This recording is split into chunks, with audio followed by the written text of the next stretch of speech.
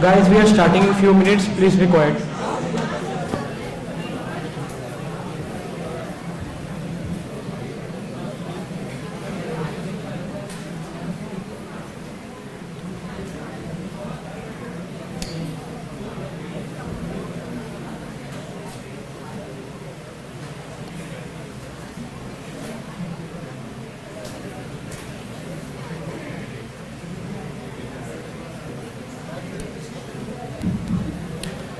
So, good evening everyone. I am Arithro Thakur and I am thrilled to welcome you all to today's panel discussion on Science of Innovation, how VCs identify startups that are truly innovative. In today's fast-paced startup ecosystem, venture capital transcends mere funding. It's a powerful catalyst for fostering diversity, embracing cutting-edge technologies, and responding to the complexities of the global economy. The role of venture capitalists has evolved dramatically. Now they are not only financial backers but also mentors, community builders, and champions of inclusive growth. We are fortunate to have a distinguished panel of experts today who have not only observed but shaped transformative changes in entrepreneurship and venture capital. With their vast experience, they will address key challenges and opportunities in diversifying VC strategies, exploring how technology can enhance investment, spotting, and crucial role VCs play in supporting diverse entrepreneurs. Together, they will unveil the future of venture capital and emerging trends shaping the industry as we approach 2025. Let me proudly introduce our distinguished panelists. Firstly, we have Chinmay Sharma, a visionary partner at InfoEdge Ventures, an early-stage VC fund backed by InfoEdge and Temasek, with a background as the Chief Commercial Officer at Namshi.com and co-founding ventures like Big Stylist and Verified On-Chain. Chinmay exemplifies entrepreneurial excellence. He holds a BTech in Aerospace Engineering from IIT Kharagpur and an MBA in Strategy and Finance from IIM Bangalore, combining technical expertise with a strong operational understanding. Next, we have Mr. Saurabh Singh, Director at Trifecta Capital, focused on sectors like health tech, fintech, and agri-tech. An entrepreneur at heart, he co-founded the quick service chain Crispy Tokri and B2B marketplace Intelnovate Solutions. With a background as a former hardware engineer at NVIDIA, Saurabh combines his engineering expertise from IIT BHU with strategic insight from IIM Ahmedabad to drive impactful investments. Now, I am thrilled to invite Mr. Manan Anand, Investment Associate at GrowX Ventures, to offer his insights on the vital role of adaptability in venture capital strategies as we look towards 2025. With a remarkable track record in early stage investments, especially in the exciting realms of deep tech and enterprise tech, Mr. Anand will certainly share valuable perspectives that can inspire us all. Let's make the most of interactive discussion and uncover ways to thrive in this dynamic environment together. Now I am handing over the mic to Mr. Manan to take this discussion forward. Thank you.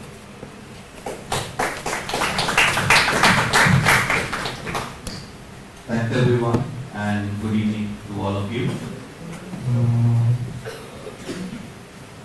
So yeah, we thought we were just an hour ago thinking of what we can discuss here.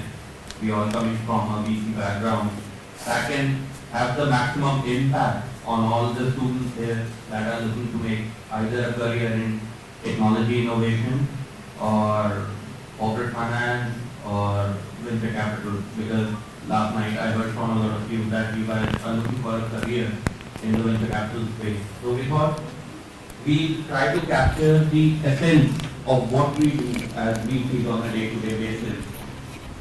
And so we thought we'd talk about the science behind innovation, how innovation actually happens, that what is the method behind this madness of innovation that leads to extraordinary founders creating extraordinary companies trying to solve newer problems every year, and we can all see the impact in the form of the various companies that we keep looking at, quick commerce, you look at space technology, you look at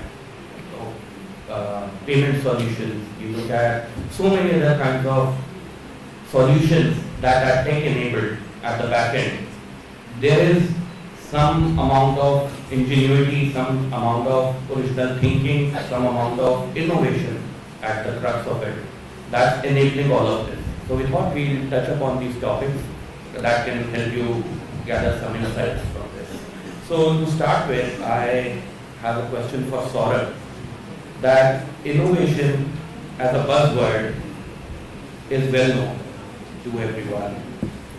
What everyone here as part of their curriculum is also doing is trying to study science in order to then apply it in the real world and come up with some innovative solutions to the problems that we face in the world.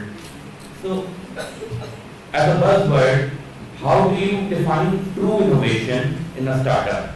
And is it about technology? Is it about the market that they're trying to cater to? Or is it the business model or something else? How would you define innovation? Thanks, Manu. I'm audible, right? Look, no, take this the mic. Now? Yes. Thanks for coming over, by the way. Good to be back in college. I'm an alumnus of this place, so thanks to all of you guys. And yesterday I was interacting with a lot of people. It looks like there's a lot of interest in startups. Hopefully, we'll see a lot of startups, successful startups coming out of this place, and also maybe some of you could take a VC as a career later on in your life. To just give you some background, startups funding is often defined by stages. So there is seed stage, which is essentially the very first check startup would raise, and then comes Series A, which is the next round, and Series B, next round, and so on. That's how we define terminologies in the startup ecosystem. So I invest more in Series A and Series B startups, and therefore my responses therefore will be you should see it accordingly. So just to address Manan's query, innovation can be of various kinds. That's the way that's my lens to it. So one is kind of purely tech innovation. For example, there are companies like Atomberg. So Atomberg a few years ago developed brushless DC motor technology for ceiling fans. And back in the day, when we invested in the company, this was 2019. You had so many incumbents. There was Havells, Usha, Crompton, etc., who were making traditional, AC motor fans. And there were these guys who came to us and said that, we make these BLDC motor fans, which by the way will cut the power bills by 50%. So, on the face of it, of course, it's innovative, but then how could we judge it? It was essentially based on the patents which they had and which they had filed. So this is one kind of innovation which is relatively easier to judge. Kind of look at what innovation a company has done, and there is something to back it. There is something very visible, something tangible. Then there can be innovation in the business models. So for example, if I have to pick up a contemporary example, there is Zepto. Grocery delivery has been around forever.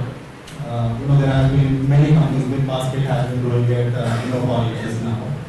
And then come these 19-year-olds who kind of claim that they make grocery shopping as easy and convenient as it is from a kirana store. And that's where the 10-minute delivery buzzword really came in.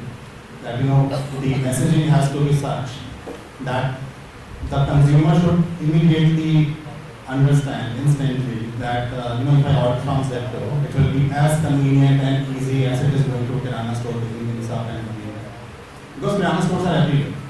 So that was an innovation in business model, which they thought about. And today, of course, back in 21 when we invested, it was considered a very risky bet. But today, it's kind of the guardian of the startup world. So that's innovation in business model. And third example, if I have to pick up, there can be innovation on the marketing side as well. So there is a startup called The Whole Truth, and essentially it's a consumer brand startup, producing goods such as whey protein products, for example, and a bunch of other products. So what these guys did is the founder came from HUL, Hindustan Unilever Limited, which is kind of considered the best company in marketing globally. So the founder had spent a lot of time in HUL, was one of the senior leaders on the marketing side. And his thesis was that today there are so many products, so many consumer products, where brands aren't really giving or clearly communicating with the customer, not being transparent, trying to hide stuff.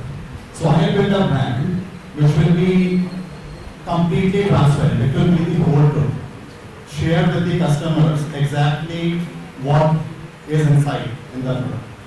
That was the basic thesis which he started working on. And TWT is one of the fastest growing consumer brands group. They have scaled massively in the last few years and still growing very, very rapidly. So that's an innovation in marketing, for example. So it can be of various kinds, but these three are something that immediately come to mind.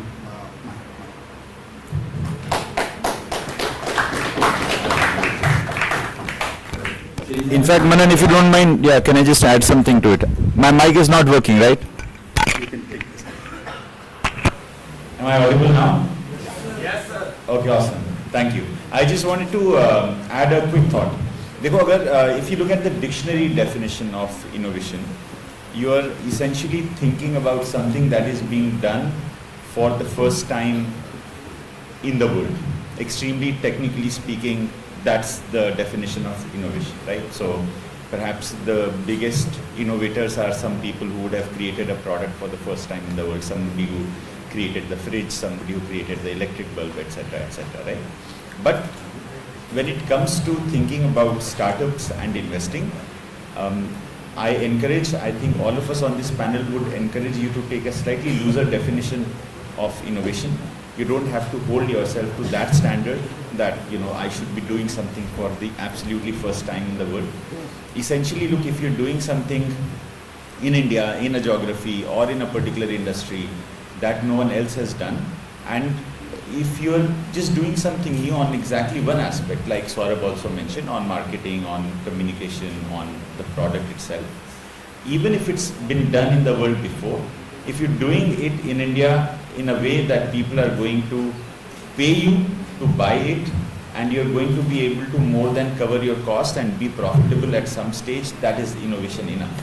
So for example, this 10-minute delivery industry that has come up in India, of course, for India was not the first country where it came up. I mean, this experiment was run in the US, in Turkey, in Europe, etc. But there aren't very many geographies where companies like that have been able to scale up and actually show some early signs of a journey towards profitability. But in India, these companies have scaled up well and they are beginning to lose less and less of money. And therefore, we are hailing them absolutely justifiably as innovative companies. Similarly, in consumer product, if you take companies that have done their communication or marketing really well, again, you would not find it very difficult to find comparables from other geographies who have done that before them, perhaps as well, if not better. But as long as you're creating a space for yourself, a niche for yourself in a geography like India where you're starting up, that is innovation enough. That is more or less the bar that you should look to hold yourself to. Thanks, Chinmay, for adding more color to the definition of innovation. And that's a good segue to my next question, that as VCs, we see hundreds of pitches on a weekly basis of companies that are claiming to be innovative in some form or the other. So how do you actually distinguish actual innovation from just incremental improvement or simply what we call hype? How do you actually differentiate between the two? Because it's at times a very thin line of difference between just being slightly better or actually rethinking something and actually creating a meaningful impact with the new method that you have come up with for something. How do you actually go about doing that? Good question, man. Folks, I assume that all of you guys, after Manan's intro and what Saurabh explained, understand what venture capital is, right? The one sentence definition of venture capital is, we are people who invest money in a startup, take ownership in the hope that that startup becomes a very large company someday. The way we will make money is by selling our ownership to someone else or to the public market. So that's the basic business model of a venture capital.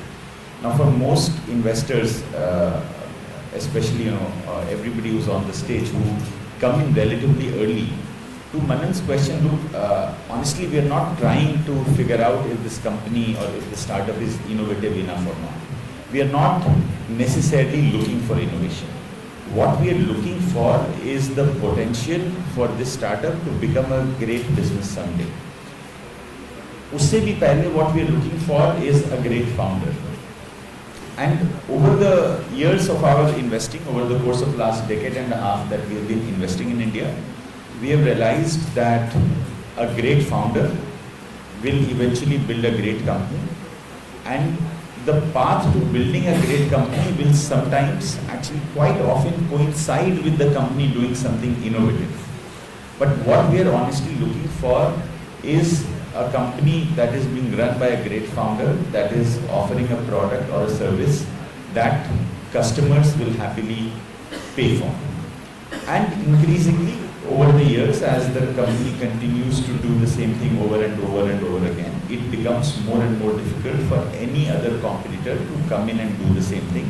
Technically speaking, we call that a moat, but basically think of it as, if you do something for a week, your likelihood of doing it better for a month, and then for a year, and then for a decade just continues to increase as time goes by. That's what we look for. So, for example, one of the investment that we are best known for is Zomato. Zomato, when InfoEdge invested in it, was essentially a company that was scanning printed menus and uploading it on a website. It is very, everybody in the audience is very young. You guys will not even remember that avatar of Zomato, when it was literally just a website where you log on, you'd search for a restaurant, and you'd be able to see a PDF scanned menu of that restaurant. There was no other business model to it. We did not necessarily know how the company will make money.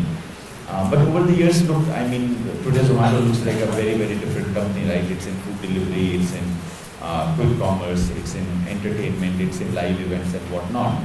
And therefore, I insist that, what we do does not necessarily start with trying to identify innovation. It starts with trying to identify a great founder, and hopefully, they build a great company, and sometimes the path passes through innovation.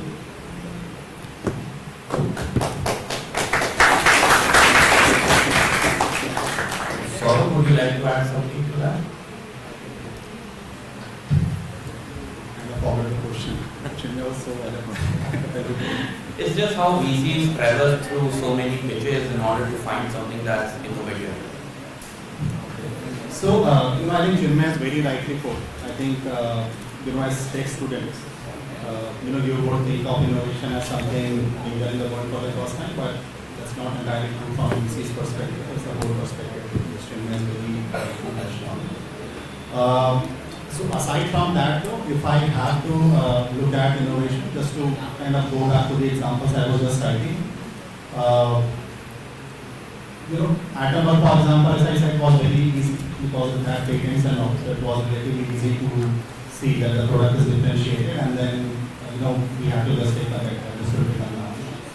But then in general, in most cases, what would happen is we have to take a forward-looking bet on a particular model, and then kind of believe in ourselves, the founder and the management team, that this model will hopefully 5 years from now do it.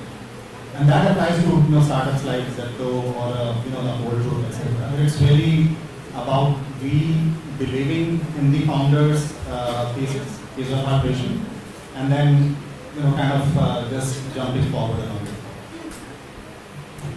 So, taking the example of the whole truth, as you said, that at times it's not only about innovation, it's about the founder's brain, it's about the idea itself and the capability to execute. But as you said, that the whole truth came with the idea to be 100% transparent with regards to the ingredients and processes that they use. isn't that also some form of an innovation, because no one else, the Cadburys and Nestle's of the world would never think of it. So isn't that also a layer of innovation? How do you look at that? No, absolutely it is, because I think what the whole truth, for example, has done is it's kind of shown us, consumers, a whole different way of looking at the product.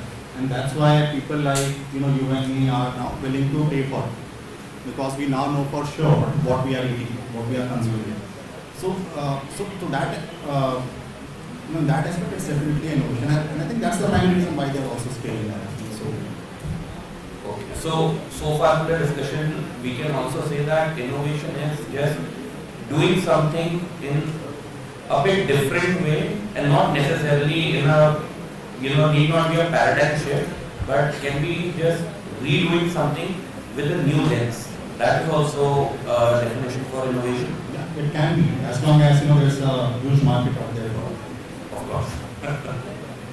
Okay, so while you both just said that innovation has many shapes and forms, but there are nevertheless startups out there, mostly in emerging technology space, that are trying to rethink how the entire industry operates. Companies like ZWork took on this charge to redo the entire outsourced manufacturing thing. Companies like Atomberg, they redesigned the entire architecture of something so rudimentary as a ceiling fan. Just going after a BLDC motor and just redoing the entire thing. So how do you actually see founders that are genuinely applying first principles when it comes to innovation vis-a-vis founders that are not? How do you actually look at that? Would you like to take? Sure. Typically, product or business model innovation, at least in my experience, comes from founders having experienced a degree of pain or something that is broken in some way or the other. Not to say that at your young age of, looks like you guys are what, like between 18 to 22 or 23 at best. Not to say that just because you guys have only been students so far, you should not go out there and innovate in the real world, because the example that Saurabh just mentioned of two 19-year-olds creating this big company in the space of quick commerce absolutely is a marker of that possibility as well. But more often than not, you will see that founders, they will think of an idea, they will think of a problem statement, and they will think of a better way of solving that problem statement because of some degree of familiarity with that industry or that problem statement. In consumer startups, it could be something as simple as, look, I do not know why I have to walk to a restaurant to get food, so there should be a biker who can go to the restaurant and get me food. In robotics, it can be, look, I used to work at this manufacturing setup, and I do not understand why somebody has to manually look at every single part being thrown out by this assembly line to look for any defects visually. So why can't I have a camera that can solve it, right? So typically that's where we see people thinking of problem statements and innovating over. But of course, different founders can have different approaches. Some take an extremely first principles approach, to Manan's point. Some of those founders, because they are taking the first principles approach, will also actively advocate that prior experience in a problem statement or an industry is actually a handicap. It's not a gift, it's not a benefit, because experience can very often cloud or handicap first principles thinking. And some founders, because they have spent some time, like I mentioned, looking at a particular problem statement, they will essentially start building on their experience. The more time you spend with startups, the more time you spend as a founder or as an investor, you realize that there is no single prescribed path to creating an innovation or to a great company. Different founders that create different great companies all stumble upon or dedicatedly, deliberately plan what they are building in extremely different routes. Some take a very, very direct approach, some take a slightly more scenic route building what they are building. But yes, both the approaches are possible. I personally highly advocate spending some time out there in the real world, just trying to get some experience, trying to broaden your surface area of understanding of how a certain industry, etc. works, and then perhaps venturing out into solving a meaningful problem that has a large enough market size, like Saurabh mentioned, and that people will also pay for. And so just to add to that, so Manu, to your question whether most founders think from first principles, I think just on a kind of top of the funnel level, answer is no.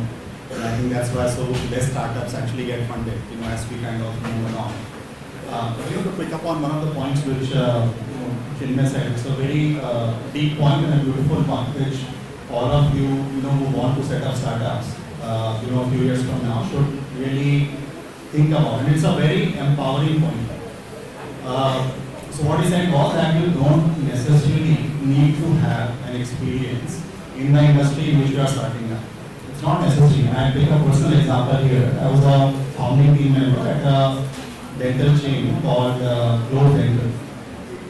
So we were a bunch of 3 MBA guys who had no medical or dental experience, who thought that it would be a great idea to set up a dental clinic chain in India. This is an idea which is very popular in the US, UK, Australia, but in India no one is doing it. So right out of college, I thought it would be a good idea to not take placements and join the startup. So we started this company called Globe Dental in 2015. Basically with an aim to set up a pan-India dental clinic chain. I'm sure there's a clinic in Varanasi also, right? Probably no.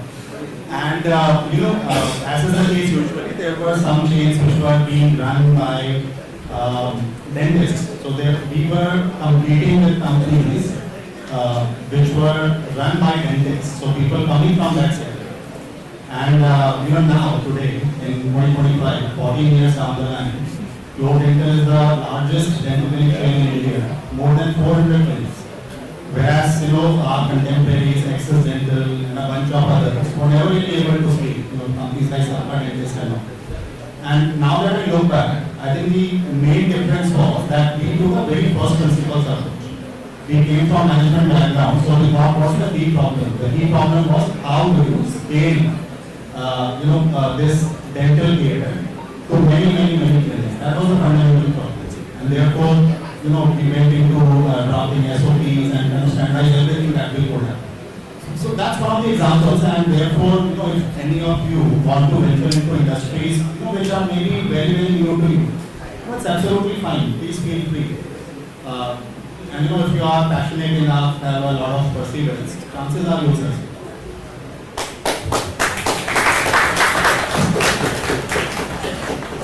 Thanks for sharing that, Saurabh and Chinmay. So from here, I now like to dive deep into a startup from the inside as an entity, as a company.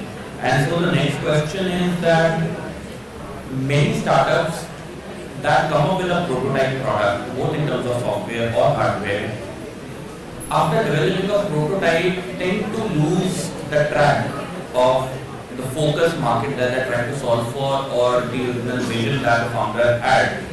And how can we VCs, and the broader ecosystem, not just VCs but the broader investor and startup ecosystem, support them in crossing this valley of debt? So if Chinmay, you could take on this question.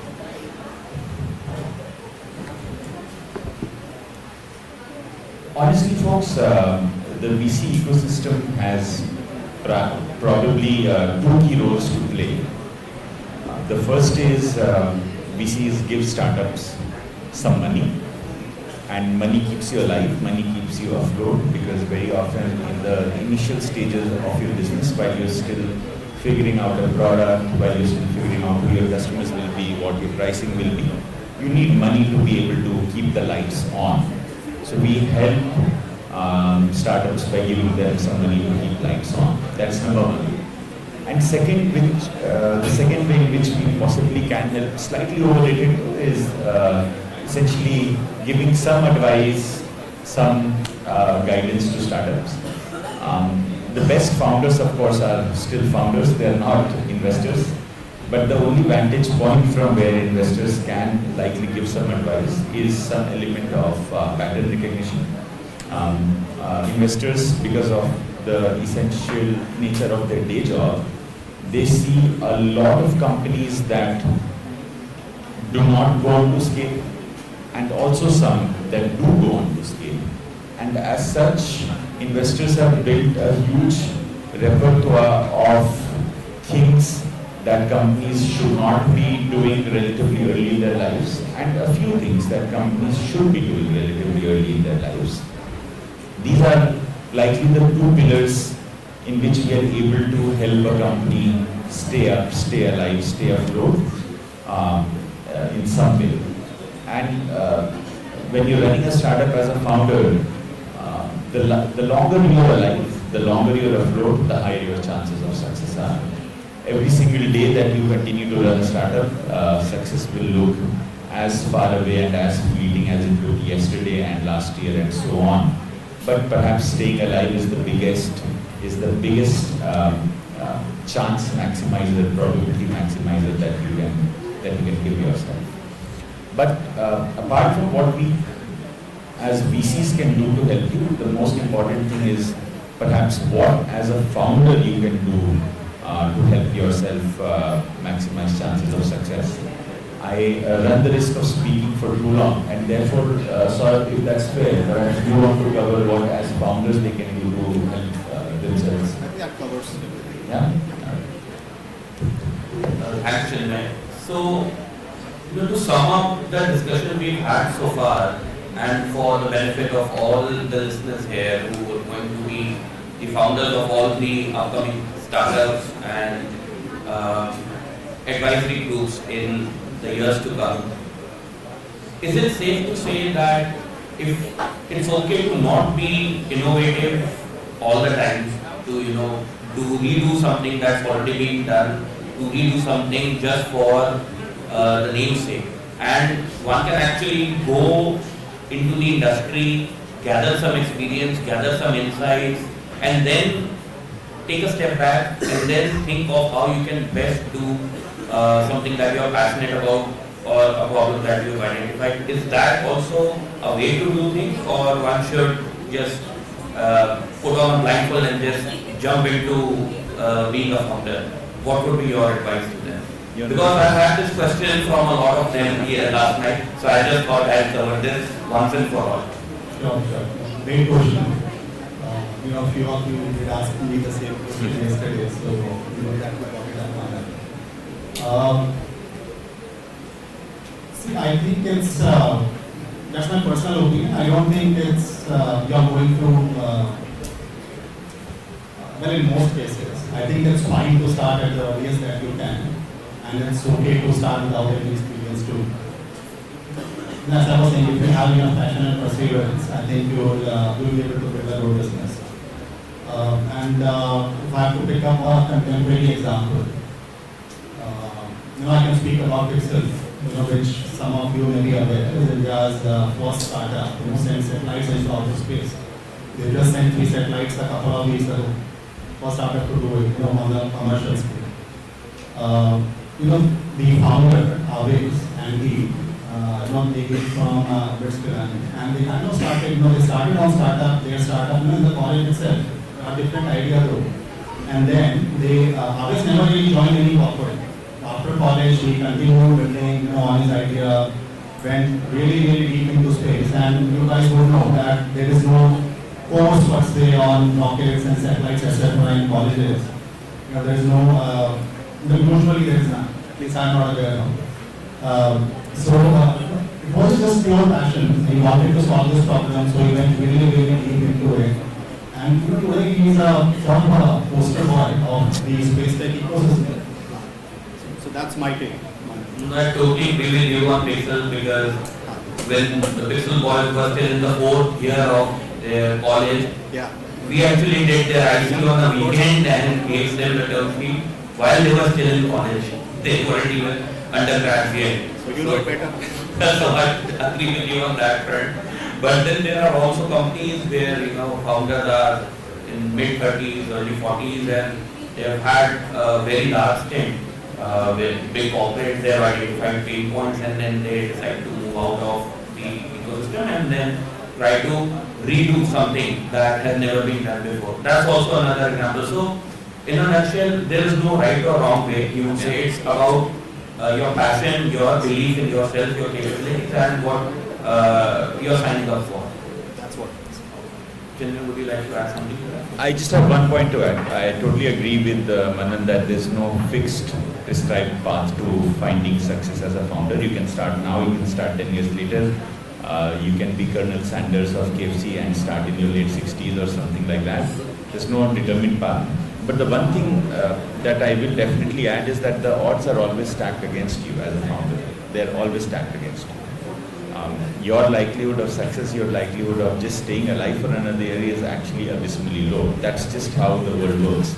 And therefore, when it comes to these fancy buzzwords like innovation, or when it comes to just an overall strategic thinking about your business, I highly encourage you guys to do less, to think incrementally as opposed to think super disruptively. So if you're looking to quote unquote create a new technology, just spend some time on creating one extremely small aspect of the technology. For example, I don't know, just to take an example, if you're trying to create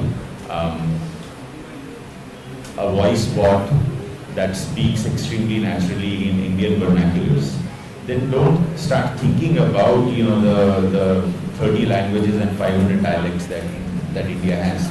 Just figure out, if you are from Haryana, how does this voice bot speak great Haryanvi? Just figure out how to do that. And that's what I mean by thinking incrementally and doing less as opposed to doing more. Once you've figured out how to do Haryanvi, hopefully you will have inculcated enough learnings to be able to build on that. Because after doing this voice bot that can speak fluent natural Haryanvi, you'll also need to figure out the business model around it, who's the customer, what use case, what pricing, etc. And therefore it's super important, especially as a first time founder, to lower the bar, to essentially do less, not necessarily do more. Thanks for sharing that, Chintan. So my next question is again a zoomed out question on the ecosystem as a whole and how innovation again as a concept takes place. And so what we observed as VCs is that many startups iterate really fast. They'll come with a prototype within 6 months, they'll completely pivot the entire thing, and the next thing you know, they'll again come up with something new in the next 6 months. And while this is true, there are again some startups that would spend years just to perfect one particular aspect of their technology or the solution that they are developing. And then they hit the market with what they think is the most perfect way to do something. Can be right, can be wrong, but that's what they do at times. As a pattern, what have you observed works the best for a startup? What, in your experience, because there is no right or wrong way, in your experience, what approach has worked out the best in your experience as a VC when you are looking at startups out there? Saurabh, would you like to start? So, in general, it's a good idea to iterate fast and find a product which actually has a product market fit. In general, that's true, and that would be the case with most of the startups. But I'll take some examples from both. Yes. So if I have to take some examples of people who kept on going, kept on building on the same idea for a very long time and then succeeded, I can think of 3 startups. One, I just talked about Pixel. They have worked for years and years before they sort of really succeeded, just recently. And they have been at it for more than 5 years, I think now. Yes. And they are still not monetized first. They'll start monetizing in maybe 3 or 4 months from now. Another example in the same category is of a company called BHU. It's an agri-tech company. There's a marketplace which connects farmers to the agri output consumers. So companies like ITC and all on one side, and then farmers on one side. The founder again kind of kept at it. I think he started the company around 2011, and he kept on, in a bootstrap fashion, he kept on building it. And the first large round, so to say, was raised in 2019, around the 18-19 years. So he kept on building the company in bootstrap fashion with very less capital raised for almost 7-8 years. And now it is India's largest agri-tech startup. They are valued at $670 million now. They have a revenue of 4,500 crores. So that's the second example. Third example you have to pick up is a company in the EV automobile space. There's a company called Weiler Motors. So the founder Saurabh, who is also named Saurabh, he has been, he kept on building the tech. It took him quite a lot of time because it was something very, very new. Building an electrical vehicle in India wasn't attempted earlier, and that was at a commercial scale.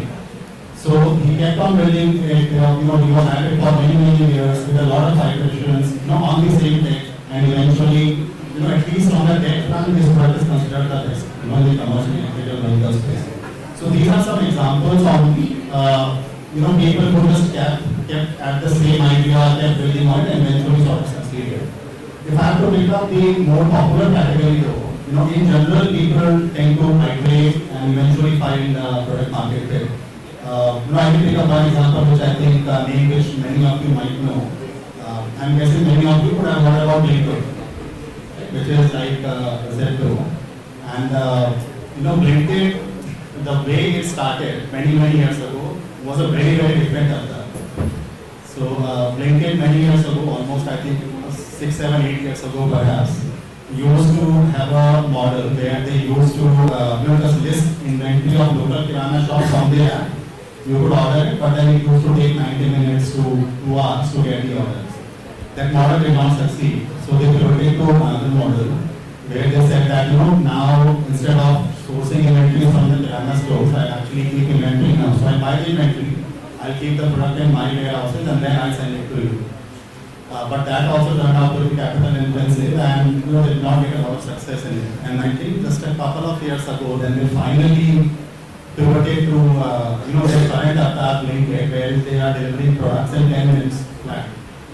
And now Blinkit has sort of just succeeded. They have been, their success is through the roof. Their revenue has grown many folds in the last couple of years, and it's now considered one of the most successful startups, albeit under the Zomato umbrella. So these are the few examples which come to my mind, and I'm sure Chinmay can add. I'll actually agree with Saurabh. I will not equivocate on this answer. I will firmly take sides. I think as a startup, as a founder, time will always be your enemy. Time will never be your friend. And therefore, it is important to continue to iterate fast, ruthlessly, every day. The idea of iterating fast is not just about, fixing your mistakes as if you were doing something wrong today and therefore, you will do something better or something different tomorrow. The idea is to simply respond to the marketplace around you, respond to your customer needs and what signals you are getting. That's the idea. And in certain cases, it looks like success comes early to startups. In certain cases, they have to slog for years and years before they look successful from the outside. Even in those cases, when it looks like this is a startup that has executed for 7, 8, 10 years and it's only now become successful, I can almost guarantee that this was a startup that was iterating rather fast on the inside.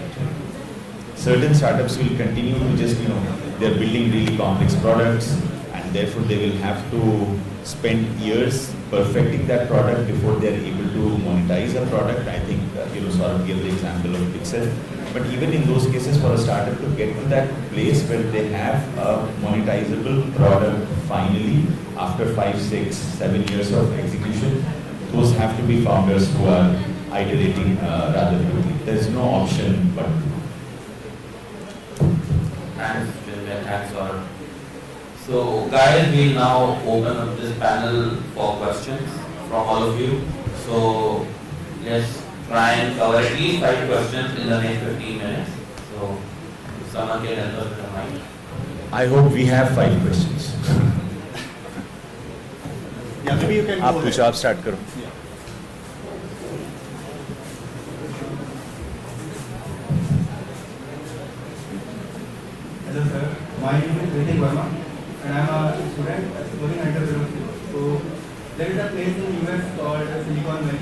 So when we compare it to India, like the अगर unicorn company से investment की बात करें तो वहाँ पे VC पूरे India को सरपास कर रहे हैं। तो इतना बड़ा गैप जो बना है सिलिकॉन वैली पूरे इंडिया में वो क्यों है, मतलब कहाँ पे लैग कर रहे हैं हम और कहाँ पे वो सरप्लस में है। Manan, why don't you answer that? You've only been asking questions today. Sure. So, good question. That why is there difference of scale that exists between the Silicon Valley in San Francisco and whatever ecosystem we have in India? The reason is economies of scale. US is what, around $25 trillion economy in terms of GDP. We are still a little under 4 trillion, right? So eventually, as an ecosystem, as a VC ecosystem, we also raise funds from our investors and then go out in the market and invest that into startups. The availability of that capital is the biggest bottleneck in this. So I can assure you, once India also becomes an economy as big as the US, we'll have rather more capital flowing into innovation through venture capital than there is in US right now. I hope that answers your question. Can I know one more question? Sure. How can I know that how much equity should I give to the VC members when I go to the for funding? Like how will I calculate the equity percentage to give? Chandru, would you like to answer how should we calculate the value of this company? Sure. Ritik Verma. Ritik, there's no exact science to it. That's what anyone will tell you. Think of it like any negotiation. You have to get somebody to agree to give you some money in return for some equity. In real world, the way it works is depending on the stage of the company. If you're raising money for the first time, if you don't have revenue right now, or if you're still building a product, we call it a seed stage. In seed stage, people will value anywhere between 10% to 30% of their equity to the VC. That's just a real world benchmark. It's a broad range. Uski aage, depending on your stage and how savvy you are at negotiating, you can land anywhere in between. Similar for Series A, Series B. Mostly, for the first 4 or 6 rounds of money that you will raise from VCs, you will end up valuing anywhere between 10% to 20-25% of your ownership. It's a function of, like I said, the stage of your company, your revenue, your profitability, and just how urgently you're in need of money. Thank you, sir.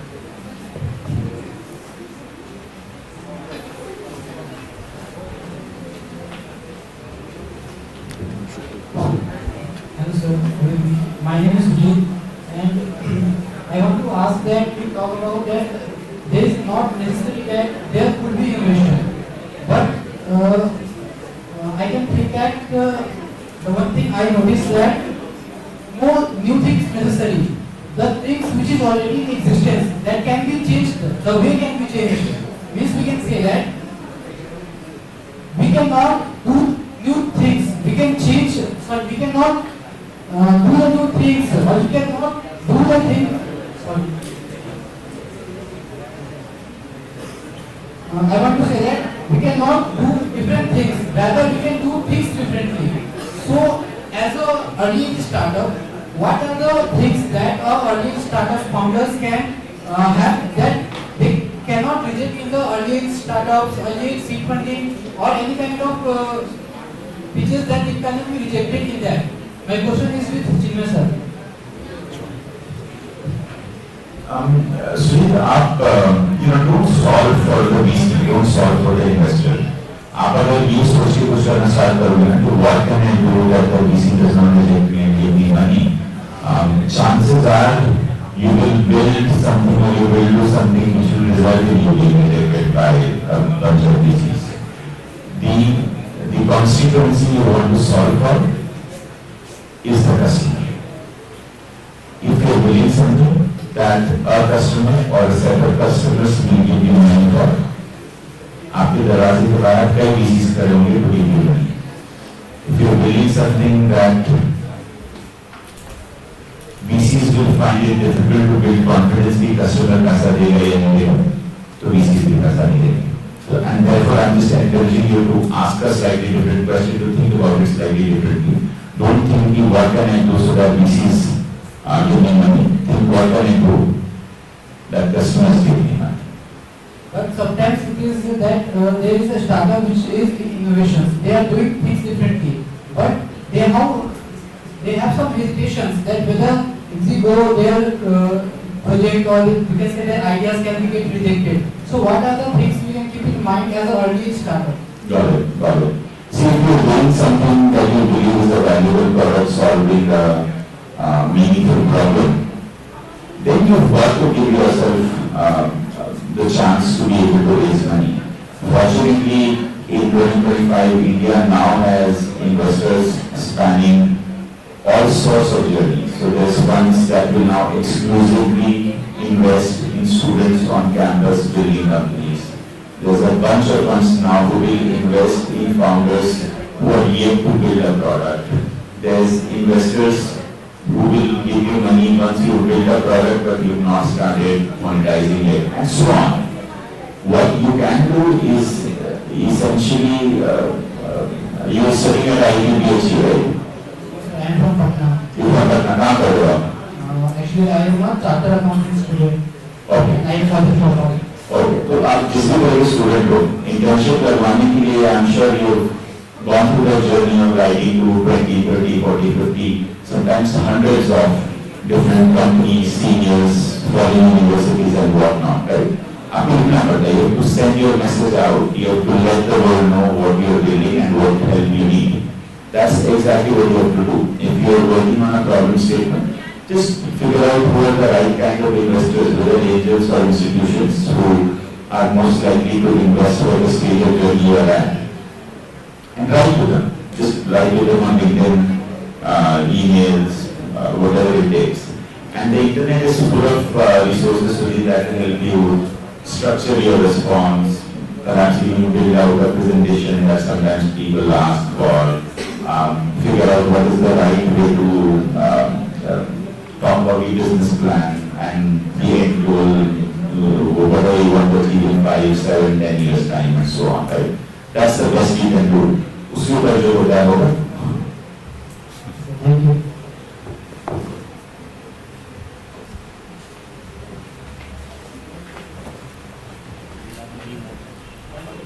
Yeah.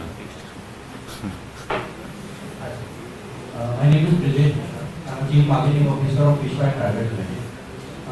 We working in fisheries and seafood sector.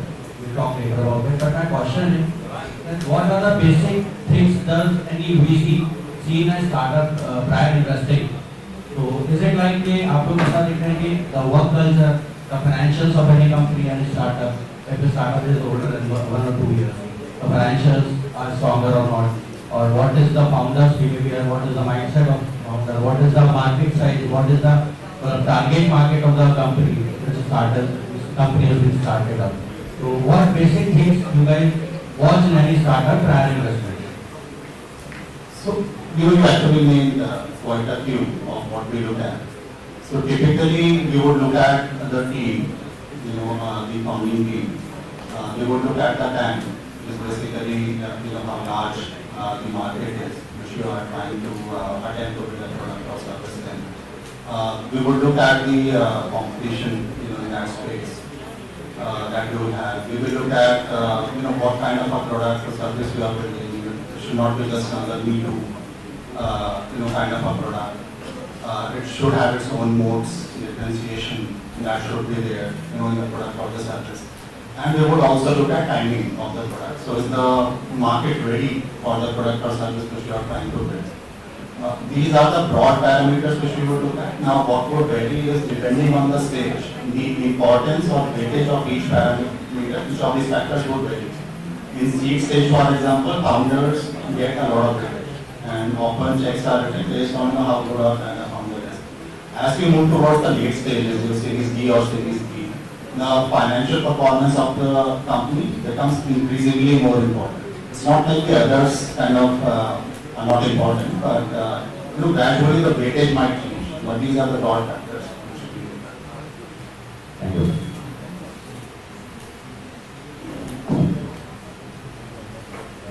Hello sir, my name is Akshat. I am a student at IIT BHU. I wanted to ask, at what point during the life of a startup should we consider raising from VC? Because VCs also have a 7-year period in which they have to give back to the investment. So at what point in the startup cycle do you think it's healthy for them to take money from VC? You want to take a crack at it, Manan?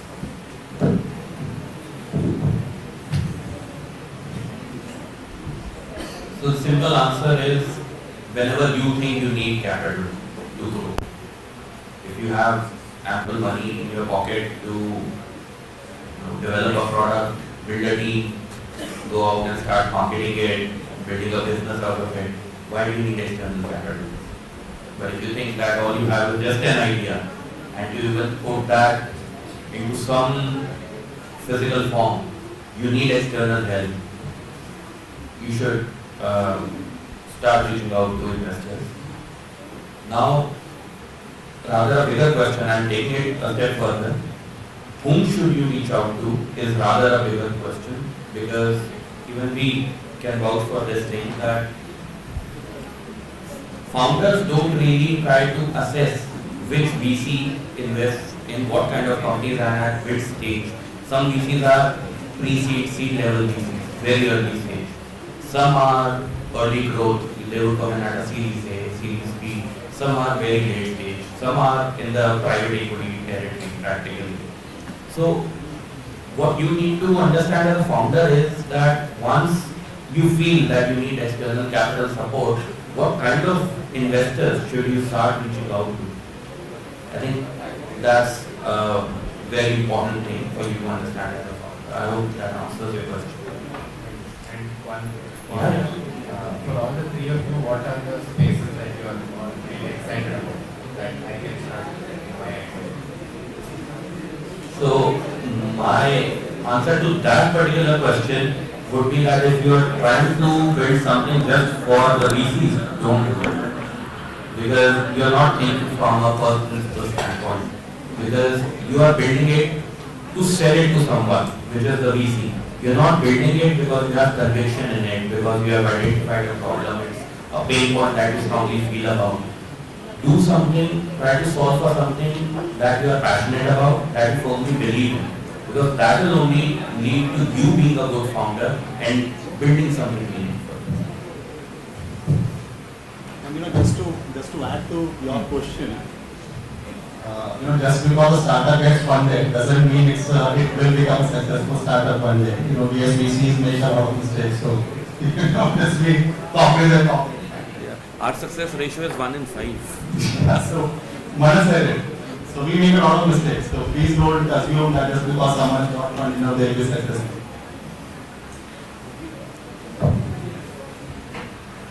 So, I'm Madhav from IIT. So my question is that, so why has Indian startups with Indian story has suddenly moved up after all these years, with patriotism element, even if I go back to my own friends around me, they start flexing about rare rabbit, radicons, why has it happened now?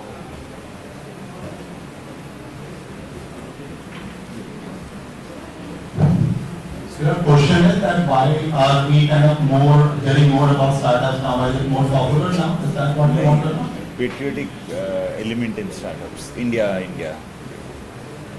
Oh, patriotic element in startups. Okay. I'm speaking from my lens. The way I look at startups from Series A to very late stage, Series B, Series C. At least I am not seeing patriotic angle coming in the pitches which are coming in. So maybe you are reading a lot of Hindi newspapers or English newspapers, so that's something not making in my mind. But just to give you one, just kind of mentioning one aspect, I think what started to happen of late, in the last few years specifically, is that the government has actually started supporting the startup ecosystem a lot. So there's tangible support coming in from government. Government set up a 10,000 crore fund of funds that 10,000 crore went into VC funds, and through VC funds it went to startups.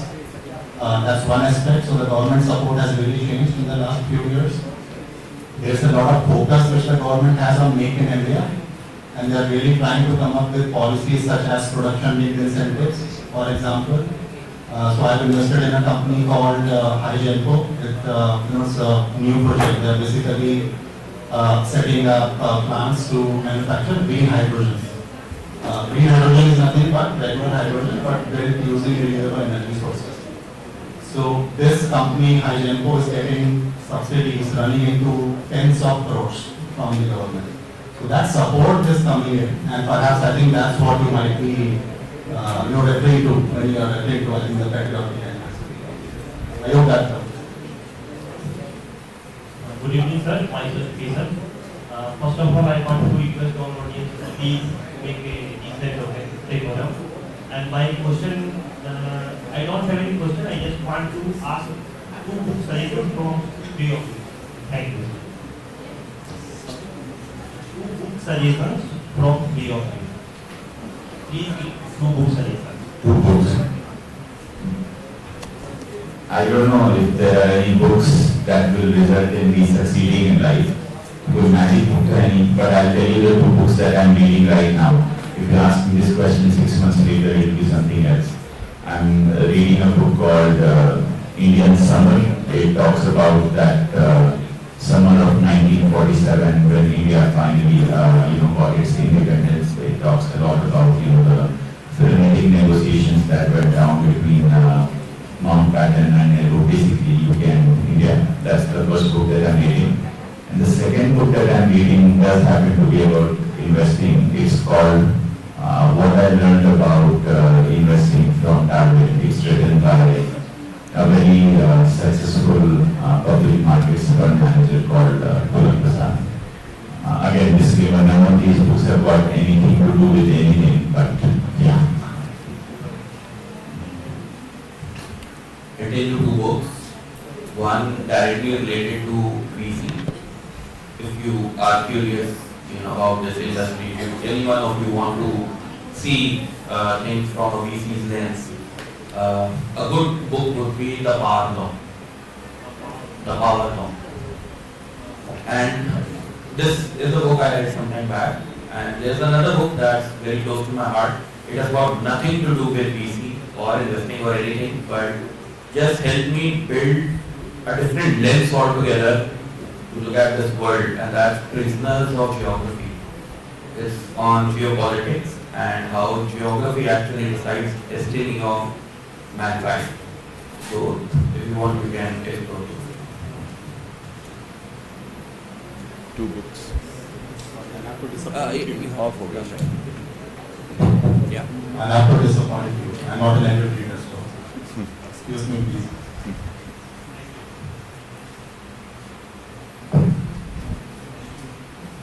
Shall we wrap it up? कर सकते हैं. Any more questions?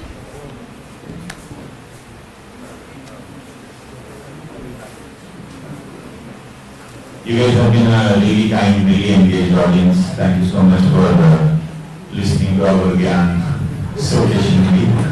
Thank you so much for also surprising us with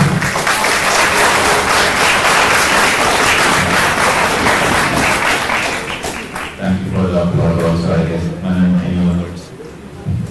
Thank you so much for being such patient listeners. We really...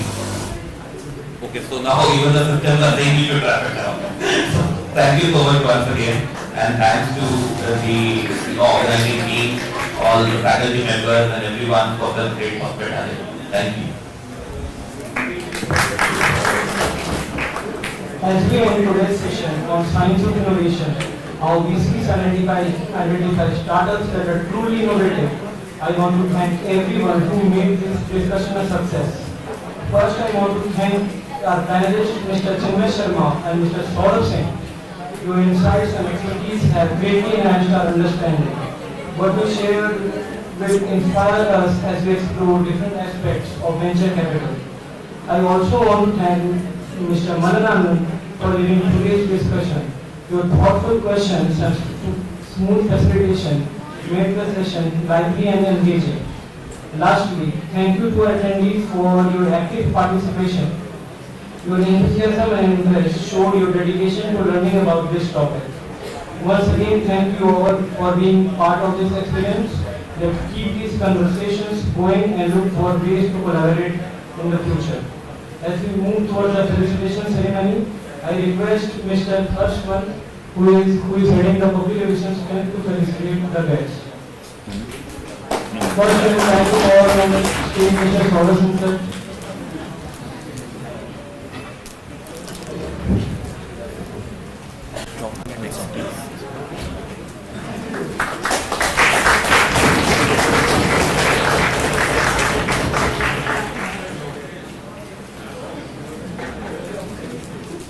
Next, Mr. Chena Sharma sir.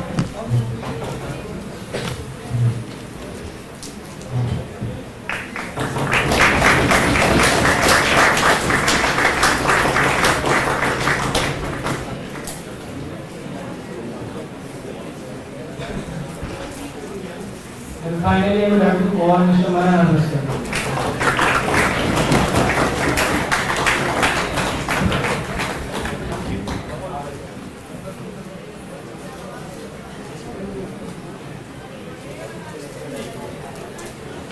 Thank you everyone and have a great day.